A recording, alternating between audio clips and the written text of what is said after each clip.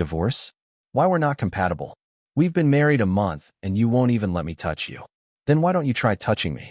How do you know if you don't even try? I was planning to ask my gorgeous, aloof, seemingly abstinent university professor wife, Eva, for a divorce.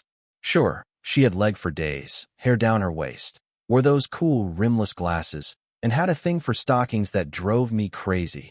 Pure innocence and raw desire all wrapped up in one package. But after a month of marriage, she wouldn't let me lay a finger on her. So, bracing myself, I'd brought up divorce. But then her eyes reddened, tears welling at the corners, and she'd tossed a small box at me, her voice choked with emotion. Then touch me. Try it. How will you know we're not compatible if you don't even try? It all started when I, Owen, got back from overseas with a master's degree I'd practically bought online. My family immediately started hounding me to get married, and next thing I knew, I was in a whirlwind marriage with a college professor, a year-old PhD known on campus as the Ice Queen. But when I actually met her, I discovered Dr. Eva Jordan wasn't just brilliant. She was loaded, gorgeous, owned her house and car outright, no loans, and as an only child, had no parents still around. My mom basically said a woman like that was a unicorn, a lottery win. Marrying her isn't just getting a wife, it's hitting the jackpot. At our first meeting, I was captivated by her fair skin, stunning face, and those incredible legs. No, wait. It was her intense intellectual vibe that drew me in. A month later, we were signing the marriage license, but after a month of living together, scratch that, being roommates, I was full of regret. She was just so cold. I swear her veins ran with ice water. The academic gap was a chasm too. She was an early to bed, early to rise type, always buried in books or research. I, on the other hand, usually went to bed when the sun came up and woke up around dinner time, my studies leaning more towards late-night establishments and a different kind of education. We weren't even on the same page, let alone reading the same book. The day we got the license, she said she had her period, so our wedding night kicked off with separate bedrooms. Living together felt more distant than just having a roommate. This wasn't even a marriage of convenience. It was just nothing. After a lot of thought, I decided I couldn't let one amazing tree keep me from exploring the entire forest of possibilities out there. I woke up early, planned to go to the university, and lay my cards on the table. Following the route I vaguely remembered, I found her office. I was still hesitating, wondering whether to knock, when a female student just barged right in.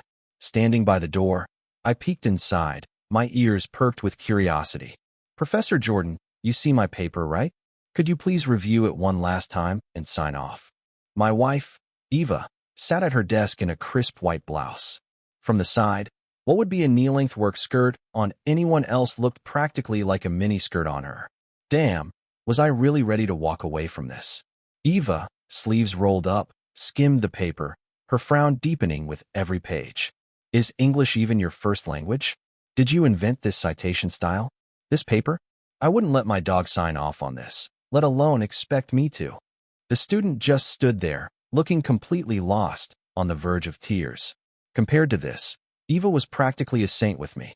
Eva slammed the paper on her desk, looking like she was about to erupt, then her eyes caught mine. We locked gazes. Her expression softened instantly. "Owen, what are you doing here?" she asked, a hint of surprise in her voice. A faint smile touched her lips as she walked over and took my arm. "If you're looking for me, just come right in." The student, seeing this, stared at me, eyes wide. "Professor, who's this?" "My husband." The student instantly morphed into a tabloid reporter. "Professor, when did you get married? If you put half as much energy into your research as you do in gossip, your papers might not read like bad fan fiction." Once the student left, silence descended on the office. We just stared at each other, the air thick with an awkwardness you could cut with a knife. "What brings you here today, Owen?" Eva asked, her voice surprisingly gentle. She seemed to be in a decent mood. Maybe now wasn't the best time to bring up divorce. Thinking fast, I made something up. "Oh, I was just in the neighborhood. Thought I'd see if you were about to head home." Eva's eyes crinkled with a smile. She quickly tidied her desk and, taking my arm again, said, "Perfect timing. I can leave now." Looking at her professional attire, and then at the decidedly unprofessional thoughts swirling in my head. The glasses, that designer dress she sometimes wore, She was the epitome of that prim, yet provocative look. Second thoughts about the divorce started creeping in. A face like that, a body like that, would I be a total idiot to let her go? In the hallway, we bumped into a few of her colleagues. She nodded politely. When someone looked curiously at me, Eva would smile and say, "This is my husband, Owen. We just got married. We'll have a proper reception soon. You'll all be invited." Once we were in the car, the silence was almost deafening. I searched for something to say. You're a little tough on your students, don't you think? Someone has to maintain standards. Honestly, some of them are just lazy. You weren't this strict when you were tutoring me for my senior thesis. Eva had been one of my dad's star students. I hadn't seen her much back then, but I constantly heard Dad singing her praises. A true genius, a prodigy even. She fast-tracked her bachelor's, master's, and PhD all in about 8 years, finishing her doctorate by. After leading some major national research projects, she was made a full professor, the youngest in the university's history. She published in top-tier journals like it was nothing and was racking up patents almost yearly. She was financially set before she even officially graduated. The only catch, if you could call it that, was that she'd lost both her parents young and had put herself through school with scholarships, grants, and work-study jobs. That, and she was famously reserved, not much for small talk or social events. I, on the other hand, was the poster child for a failed liberal arts education. My parents are Ivy League material. I barely scraped through a state school. I bombed the GREs so badly it wasn't even funny and ended up with one of those easy online master's degrees just to say I had one. My undergrad thesis was so abysmal my dad nearly had a stroke reading it. Desperate, he'd pawn me off on Eva for help. Back then, she'd been this patient, almost big sisterly figure, walking me through every sentence, every comma. I never imagined that sweet, helpful grad student would turn into such a taskmaster as a professor. "You're different from them," she said, then pulled the car over. "I just need to pop into the pharmacy for a second." I was a little confused. "Are you sick? Or did that student stress you out that much? Getting some Xanax or something?" Eva glanced at me, looked like she wanted to say something, then thought better of it. She went in the pharmacy, came out with a small bag, and tucked it into her purse. The rest of the ride home was silent. As soon as we walked in, Eva started making dinner. This was why I was so hesitant about the divorce. Highly educated, drop-dead gorgeous, and she could cook. Where else was I going to find a woman like that? Yesterday, out of boredom, I'd been scrolling through some dating apps and couldn't help but marvel at how times had changed. Years ago, the romance novels were all, billionaire CEO falls for the working-class girl. Years ago, it was, billionaire CEO falls for the ambitious career woman. 5 years ago, billionaire CEO falls for the woman hitting middle age. A year ago, billionaire CEO falls for the menopausal woman. Now, it's probably, billionaire CEO falls for the divorced, menopausal, single mom. The CEOs in those billionaire romance novels have it rough. In their youth, they fall for the mediocre, rebellious girl. Middle-aged, it's the divorced single mom. Old, and they're still falling for the menopausal cleaning lady. The poor guy never gets to enjoy the prime cuts. What is wrong with these fictional CEOs? Their standards seem to get lower and lower. "Owen, dinner's ready." Come to think of it, if a screw-up like me could land a top-tier woman like her, maybe those billionaire false for the hot mess stories weren't so far-fetched after all. I was wolfing down my food while Eva kept trying to pile more onto my plate. "Whoa, enough. I'm going to explode," I said, holding up a hand to stop her. Eva finally stopped, then began to eat her own meal, small, delicate bites. The table fell silent. Ugh, we really had zero common ground. How is this supposed to work? The worst part was she ate so quietly, so elegantly, it made me self-conscious, so I ended up picking at my food like some wannabe gentleman. After dinner, Eva cleared the table while I scrolled through my phone for a bit, then headed to the bathroom for a shower. I sat on a shower stool, letting the hot water pound some sense into me. I'd never been divorced, had no experience with this. When was the right time to bring it up? After mowing it over for ages without a clear answer, I stood up to finish. Suddenly, everything went black. My foot slipped, and I went down hard. The shower stool skittered across the tiles with a loud screech. A knock on the door, then Eva's anxious voice.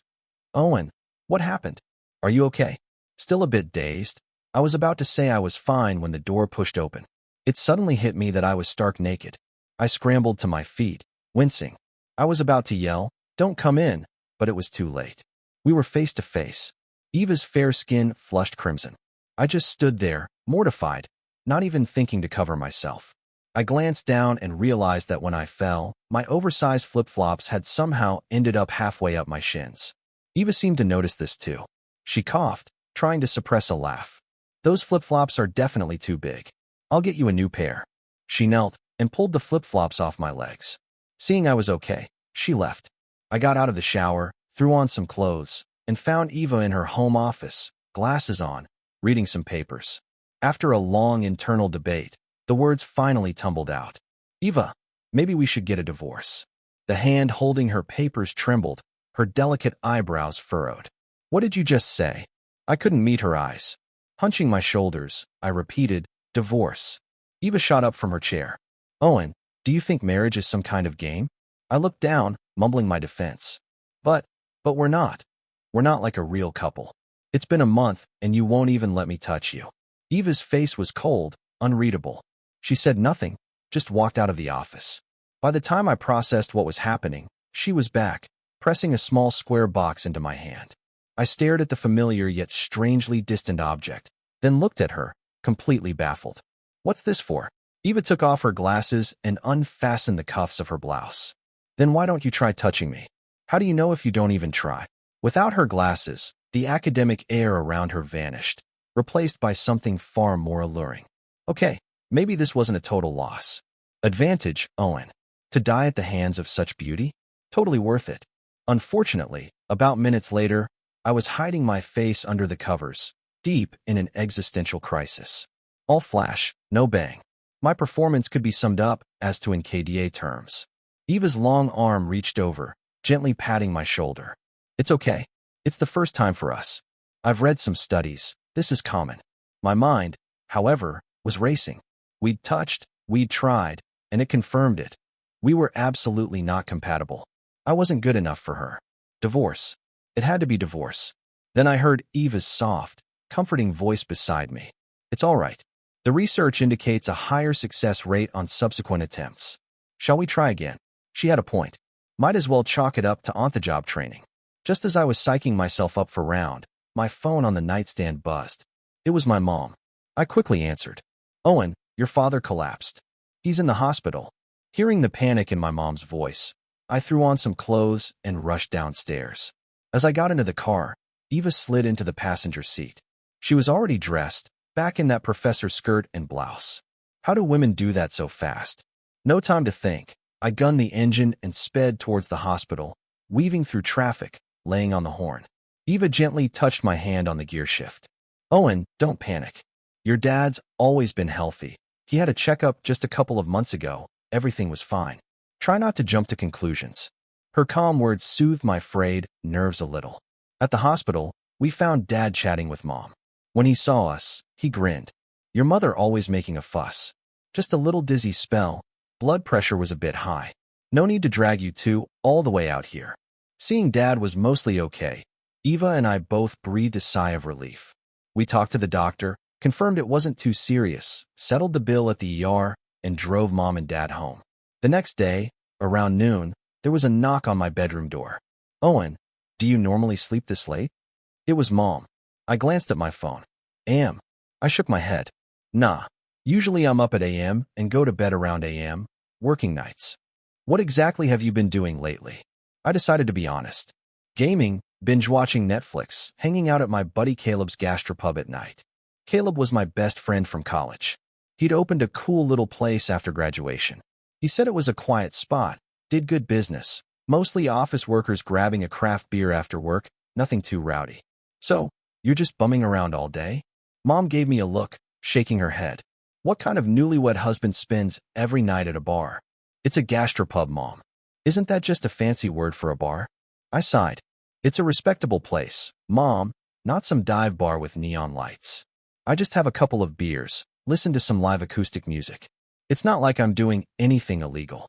And your wife doesn't have a problem with you out gallivanting every night?" "Don't ask." The question unleashed a torrent of self-pity. "She gets off work around and that's when I'm usually heading out." We barely see each other. Tell me the truth. How are things really between you two? I stared out the window. They're okay, I guess. Mom sighed, her voice taking on that preachy tone. Owen, marriage takes work from both sides. You can't just take advantage because she's good-natured and tolerant. A lot of the lecture was starting. I quickly cut her off. What's for lunch? Ask your father. You know I don't cook.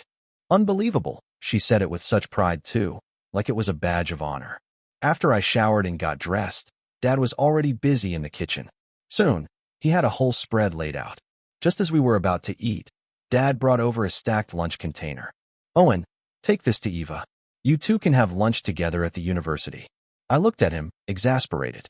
Dad, she works at a prestigious research university. They have things called cafeterias. They even have a faculty dining hall. Can a cafeteria compare to home cooking? Eva lost her parents so young. What she needs most is a sense of family, of being cared for. You need to look out for her, understand? Yeah, I get it. Why is everyone on her side today? You two really like this daughter-in-law, I said, snatching a piece of Dad's fried chicken and popping it in my mouth. Dad stood with his hands on his hips, looking proud. Absolutely. Top-notch education, great personality, tall, beautiful. You wouldn't find another one like her if you searched with a spotlight. Way better than those others you used to bring around. As much as Dad's words stung, I couldn't really argue with him. Back in college, I'd had a string of disastrous girlfriends. The first one cheated on me, the second one also cheated, and the third was having an affair with a married guy. Eventually, I just gave up on dating. After coming back from overseas, I let my parents set me up on some dates. I never expected one of those setups to be with Eva Jordan, Dad's star pupil. Truthfully, I barely knew her, other than hearing she'd lost her parents young. Dad would always invite her over for Thanksgiving and Christmas dinner. Back when she tutored me for my senior thesis, she was the absolute definition of unobtainable. It wasn't that I didn't find her attractive, it was that she was so far out of my league, I didn't even dare to dream. We were worlds apart. You know how some women are so beautiful and brilliant that they seem to exist in a different universe? That was Eva. You just don't entertain certain thoughts. Plus, she was 3 years older than me. But after endless nagging from my parents, I finally agreed to meet her properly. On our date, she wore a sleeveless white linen knee-length dress and those rimless glasses. Her figure, her aura, it just hit me, heart straight to the soul. I was instantly smitten. I had no idea how my parents had conned this incredible woman into going out with a loser like me, but high on infatuation, I quickly agreed to marry her. My thinking at the time was, even if she had some weird flaws or quirks, with looks and body like that, I could deal. Still, given how amazing she was, I found it hard to believe she'd never seriously dated. Dad? I'd asked, is there something wrong with her you're not telling me? Dad looked exasperated. After all these years teaching, you think I wouldn't know? She was always skipping grades, then buried in her postdoc research. When would she have time to date? Besides, she's your wife now. Get to know her yourself. Got a point. I picked up the lunch container, ready to leave. Dad called after me in a low voice. Seriously, is there something wrong with her? No, nothing's wrong with her. What'd be wrong? I was just talking. I couldn't help but mutter to myself. If anyone's got a problem, it's me. 3 minutes. And that was including seconds of fumbling that passed for foreplay. It's enough to make a grown man cry. No, wait, it must have been first-time nerves. Yeah, that's it. It was just after when I got to the university. I had her course schedule on my phone. She should still be in class. I couldn't help but wonder what she was like when she was teaching. I slipped into the back of the lecture hall. Up at the front, Eva was pointing to a whiteboard covered in what looked like complex molecular formulas, explaining them to the class. I recognized the letters and numbers, but they might as well have been hieroglyphics. Watching her so articulate and in her element, I actually felt a little flicker of pride. Dude, you're not in this department, are ya? The guy next to me nudged my arm, whispering, You here to catch a glimpse of the goddess too? I blinked, then nodded. Seeing I was responsive, he got more enthusiastic. Professor Jordan's a legend around here. Guys from other departments flock to her classes just to see her. I frowned slightly. Is Eva, Professor Jordan, really that popular here? In my question, the guy's face beamed with pride. Are you kidding? She's hotter than a movie star, with a supermodel body. Plus, Her academic and research achievements are unparalleled for someone her age at this university. Even if she is a bit of an ice queen and doesn't play the politics game, with her research record, she's a shoo-in for the National Academy of Sciences. Everyone from the dean to the janitors has a crush on her. He then pointed to the front row. See that pretty boy? Name's Ethan. Rumor is he's known Professor Jordan for ages, always hanging around her. Total creep, trying to hit on an angel if you ask me. Professor Jordan is an icon, untouchable. I followed his gaze. There was indeed a rather handsome young man in the front row, staring intently at Eva as she lectured. We all idolize Professor Jordan, but his intentions are clearly not pure. The other guys in our class can't stand him because of it. He went on, gushing about how Eva was all about her research, never got inappropriately involved with students or colleagues, and had a huge fan base at this prestigious university because of it.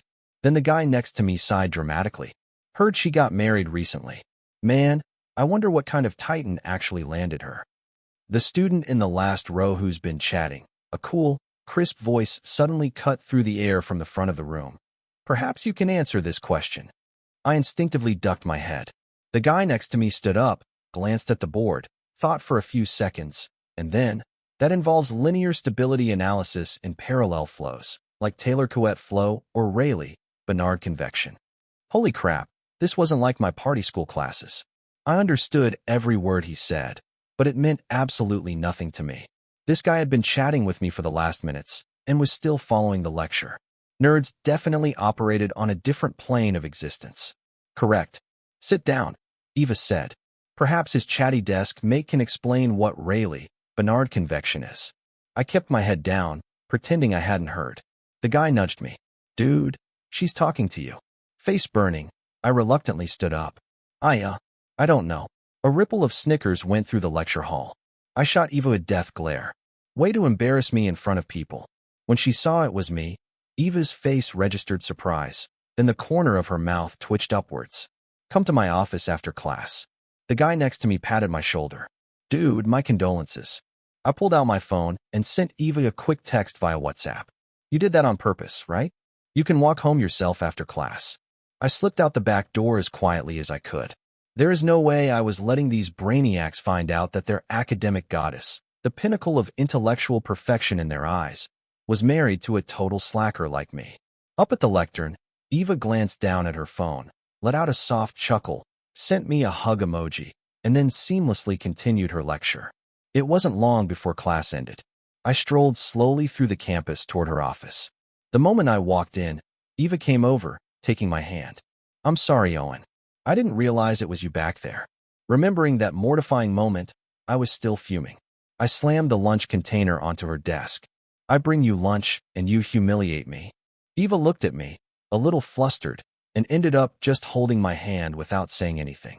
Just then, there was a knock on the office door. I noticed a partitioned-off little alcove to the side, a small sitting area. I ducked in there. The door opened, and I heard Eva say, "You can leave the door open." Peeking through a gap in the screen, I saw who it was. That handsome guy from the front row of her class, Ethan. I think his name was. Something about that name just rubbed me the wrong way. Professor, Ethan said, correcting himself quickly. These are a local specialty from my hometown, some artisanal mushrooms. You can't get them around here. My mom wanted me to bring you some to try. He placed a bag on her desk, his movements careful, his voice gentle. Eva didn't reach for them, just nodded.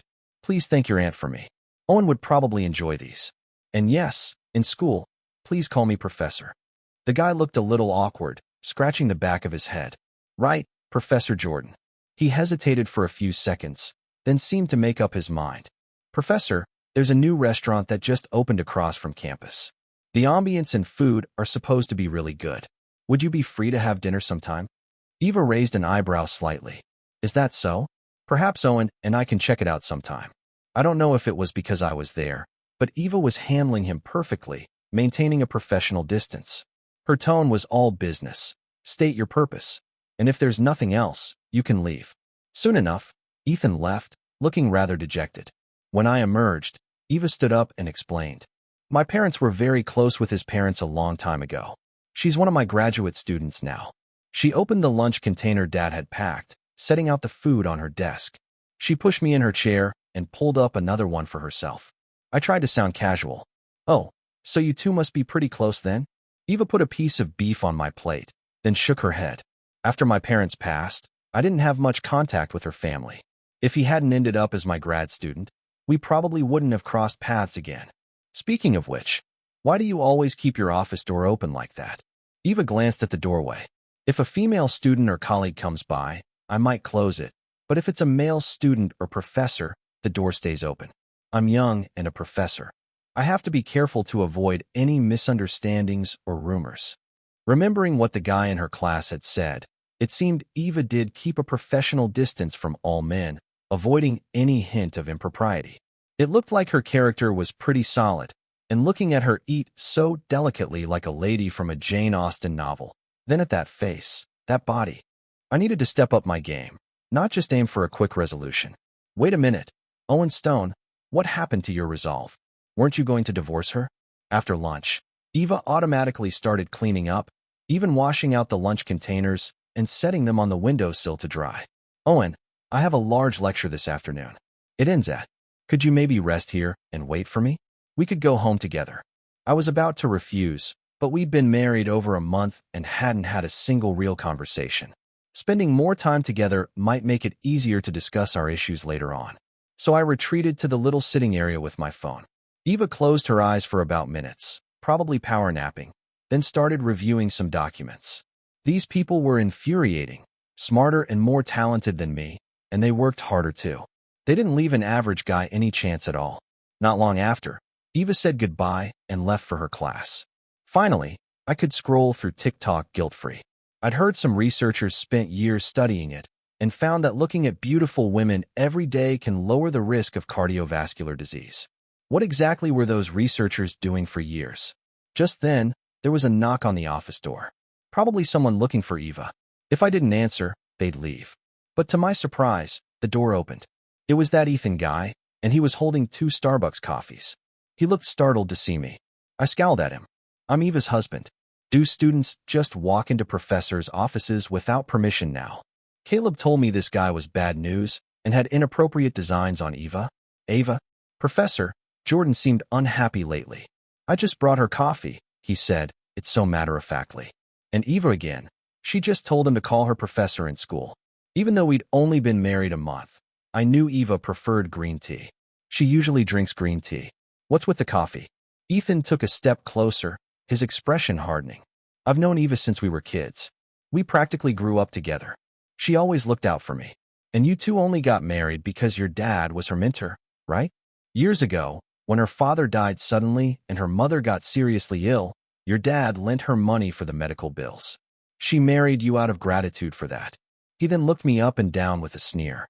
Back in her second year of doctoral studies, Professor Jordan almost went to Cambridge with a senior researcher she really admired. If your dad hadn't intervened, she'd be a world-renowned scientist by now. And you? A graduate of some no-name online college. How could Eva possibly like you? You've got nothing upstairs, no substance. She'll divorce you sooner or later. Seeing Ethan getting more and more worked up, I stood up and laid into him. Don't think you can say whatever you want just because you've clearly got a screw loose. I used to think toilets were only in bathrooms, but apparently one can also be located in your mouth. Can't figure things out, huh? Maybe you should go piss in a puddle and take a good long look at yourself. Yeah, my degree isn't from Harvard, but I'm a decent guy. You, Mr. Prestigious University, you might have a lot of knowledge in that head of yours, but your gut is full of poison. I am Eva's legal, legitimate husband. You're not even significant enough to be called a homewrecker. So what gives you the right to stand here barking at me? Ethan was so angry he was grinding his teeth, his fist clenched. She doesn't even like you. I snorted. I'm her husband. Whether she likes me or not is none of your damn business. Did you forget to install your GPS today? Don't understand your own position? Brain not fully developed? Maybe your cerebellum is still lagging behind. You're crude. You have no class. I made a sucking sound. Oh, look at you, Mr. Green Tea. Not much fight in you after all, huh? You think I, with nothing to lose, am scared of you and your fancy shoes? Let's go, right here, right now. Whoever runs is a coward's grandson. Ethan's finger trembled as he pointed at me. He stammered, unable to get any words out, then turned and scurried away. Wait a minute. Why should I be the one stewing here, waiting? The more I thought about it, the angrier I got. I grabbed an Uber and headed straight to Caleb's gastropub. I hadn't seen him in a few days, and the bastard had somehow landed himself a sophomore girlfriend. She was a real fresh bloom, all dewy and vibrant. The two of them were all over each other. Caleb, that traitor, even came over to rub it in. College girls are great, man, but so clingy. Then he leaned in and whispered. At first she was all shy, but now, phew, she's a wildcat. Kind of exhausting, you know? It made my teeth ache with envy. I ordered a cocktail from the bartender and downed it in one gulp, then another. Suddenly, Caleb slung an arm around my shoulders. So, you flash married that college professor, right? How's that going? No need for cosplay. You get the real deal every night. I shot him a glare and sighed. I went to her campus today, and some pretentious little snake actually had the nerve to challenge me. What's his deal? Is he into older women or her resting ice queen face? Thinking about it, I slammed my hand on the table and stood up. That's it. I can't live like this. I need to find a college girl too. All right, now you're talking. Caleb grinned. My girlfriend's roommates are here tonight. I'll call them over. We can all have a few drinks together. Nice one, you magnificent bastard. Make it happen. Soon, I was surrounded by 3 or 4 college girls, all calling me Owen this and Owen that, their attention making me feel like my bones were melting. After a few more cocktails, my mood had significantly improved. I don't know how much time passed, but the lights in front of me suddenly seemed to dim. I looked up. A tall, slender figure was standing there, blocking my view. Wait, the college girls were all petite. None of them were this tall. Why weren't you answering your phone, and why didn't you wait for me to come home together? The familiar voice. I looked closer. It was my professor wife. Then she turned to Caleb. Sorry, Caleb, Owen's had a bit too much to drink. I'm taking him home. The 4 college girls chirped in unison like little chicks. Bye, Professor Jordan. Eva drove like a bat out of hell. I blinked and we were home. Inside, she helped me get my shoes off. The new slippers fit perfectly. She guided me to the sofa. Her face was tight with displeasure. Owen, we're husband and wife. If you have something to say, just say it to me directly. I've never really dated.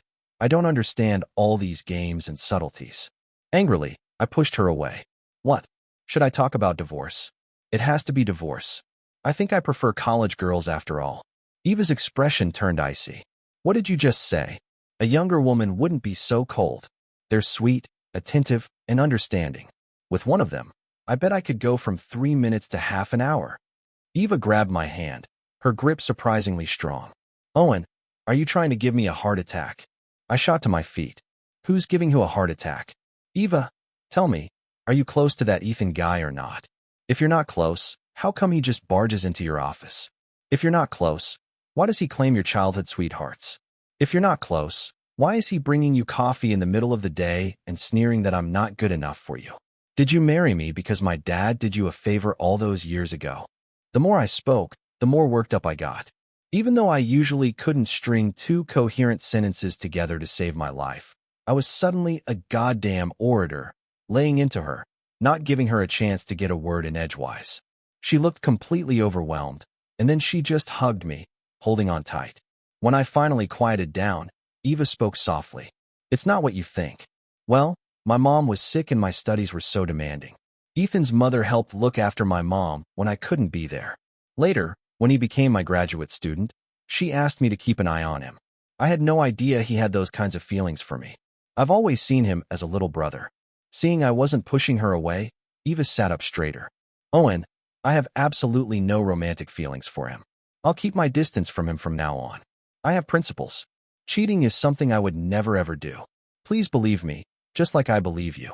I know you like going to Caleb's place, but I know you wouldn't do anything to betray our marriage. She kept my face in her hands, our eyes meeting. The most important thing is, I married you for only one reason. Because I like you. I have money now, I have status. If I wanted to repay your father for his kindness, I could easily do it with financial compensation. As she said this, the tips of her ears turned a telling shade of pink, and she looked down at the floor. All my anger just evaporated. You like me? Since when? Why didn't you ever say anything? If you told me sooner, I wouldn't have wasted 2 years on that joke of an online master's. Eva looked up slightly, her voice gentle. You were still in high school back then, and I was already in grad school, and I was older. I was afraid I'd scare you off. She shyly took my hand. You're all grown up now. It's just I don't really know how to do that cutesy, flirty stuff young people do. Maybe you could teach me. She even gave my arm a little playful shake. I licked my lips. Is that all? It's easy. Just be more forward, you know. Kissing, hugging, lifting me up in the air, that kind of thing. I'd barely finished speaking when Eva reached up, took off her glasses, and placed them on the coffee table. Then she leaned in and hugged me, her stunningly beautiful face drawing close.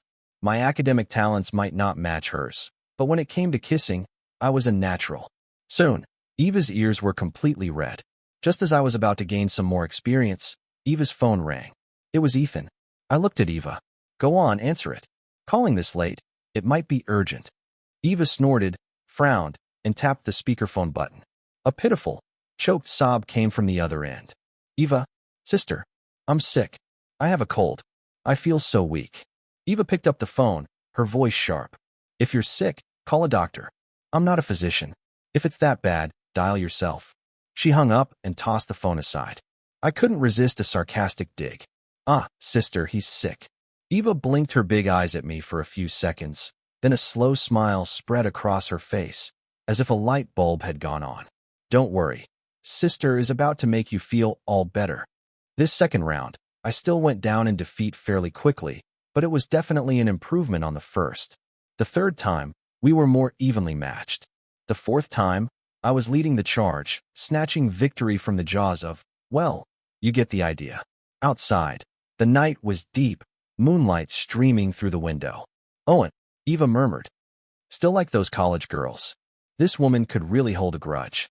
Forget liking them. I was in a state of supreme postnatal bliss. I just shook my head no. The next day, the sun was high in the sky when I finally woke up. Eva was sleeping peacefully beside me. So much for the Ice Queen, the unobtainable flower on a high peak. She was wild, passionate, and surprisingly playful. These brainy academic types really did learn fast. I shifted slightly, and Eva woke up. She glanced at the clock. Already? I asked quickly. Don't you usually get up at? Is it okay for you to be up this late? Eva ran a hand through her hair, her voice a little husky. It's fine. When I'm with my husband, I could sleep all day and be comfortable. I gently tweaked her nose. So, after last night, I take it you're hopelessly in love with me? Eva hugged me tight. Then let me ask you, hot stuff, she purred, tracing a finger down my chest. Next round, are we talking careful, or are we throwing caution to the wind? Damn, had Professor Jordan suddenly unlocked a new skill tree? Her teasing game instantly left me in the dust. A faint, lovely scent wafted from her. Eva never wore perfume, but being close to her always had this calming, comforting effect. Of course, that was usually when she had her glasses on and was in her work clothes. Later, I wasn't sure why my heart started racing, but by the time I fully regained consciousness, Eva was already in the kitchen, wearing an apron, getting lunch ready. I looked at the pleasantly rumpled state of the bedroom and confirmed I wasn't dreaming. How had things with Professor Jordan progressed so quickly? Suddenly, a familiar ringtone. Then Eva's angry voice drifted from the kitchen. Does being a student at a prestigious university give you the right to be arrogant and disrespectful? Does that mean I can look down on everyone? And gossiping behind people's backs? Have you no sense of decency or shame? He's my husband. From now on, you will treat him with respect. And I am a married woman. Do not contact me for anything other than academic matters. She seemed to hang up abruptly. I remember Dad once saying that although Eva was modest and easygoing, she had impeccable principles and unwavering integrity. It seemed my wife's moral compass was so straight it was almost intimidating. Thinking about my own recent behavior, I was suddenly overwhelmed with shame. I tiptoed up behind Eva and hugged her from behind. Honey, I'm sorry. I was a jerk yesterday, making you angry. Eva gripped my hands and turned in my arms to hug my waist. No, it was my fault. I didn't make you feel secure. Eva, what is it you like about me anyway? Her eyes, sparkling like autumn pools, met mine. She tilted her head, her voice soft. My parents died young. Back when I was in college, your dad, my professor, used to talk about the two angels he had at home, a big one and a little one. He said they were so sweet and kind. When students asked him questions after class, he'd always be checking his watch, eager to get home, saying he had to go make dinner for his angels. I was so envious of that kind of family, so simple and happy. Do you remember the first time we really met? Her question took me back to my sophomore year of high school. Dad had told me one of his students was coming over. Her father had died years ago, and her mother had just passed away. He told me to be nice to her. My thinking back then was pretty simple. I gave her a little wooden pumpkin carriage I'd made, one that didn't need any batteries. Eva had just said a quiet thank you. I was young and thought she didn't like it. Later, every Thanksgiving and Christmas, Dad would invite her to eat with us, and he'd always slip her a 20 and a holiday card, just like he did for me. I gently squeezed her cheek. You know, if you'd confessed your feelings a bit sooner, I probably wouldn't have wasted those 2 years getting that useless degree overseas. It's never too late for a good meeting, Eva said, then took off her glasses. It was another sleepless night. When I opened my eyes again, it was well past mid-morning. Honey, you're going to be late. It's okay, Eva mumbled into my shoulder. Today's class doesn't start until. But you used to get up at every day. When I got one of your legs thrown over me, she said, her voice husky and warm against my skin. I'm not exactly leaping out of bed at dawn.